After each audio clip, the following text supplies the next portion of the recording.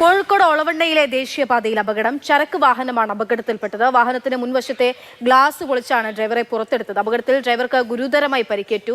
ഇംതിയാസ് കരീം വിവരങ്ങളുമായിട്ടുണ്ട്. ഇംതിയാസ്, നിലവിലിപ്പോൾ ഡ്രൈവറുടെ ആരോഗ്യനില എങ്ങനെയുണ്ട്? എങ്ങനെയാണ് അപകടം ഉണ്ടായത്? അക്ഷയ, ഇന്ന് രാവിലെയാണ് ഇങ്ങനെയൊരു അപകടം ഒളവണ്ണ ദേശീയപാതയിൽ ഉണ്ടായത്. ചരക്ക് ലോറിയാണ് അപകടത്തിൽപ്പെട്ടത്. ഈ ചരക്ക് ലോറിയുടെ ഡ്രൈവർ തലശ്ശേരി സ്വദേശിയായിട്ടുള്ള സലീം മരണപ്പെടുകയും ചെയ്തു. അപകടം അതായത് ഇദ്ദേഹം മലപ്പുറം ഭാഗത്ത് നിന്നാണ് ഇതുവഴി വരുന്ന സമയത്ത് മറ്റൊരു ലോറി മുൻപിലുണ്ടായിരുന്നു. ആ ലോറിയെ മറികടക്കുന്നതിനിടയിൽ ഈ ഡിവൈഡറിൽ ചെന്ന് വാഹനം ഇടിക്കുകയായിരുന്നു.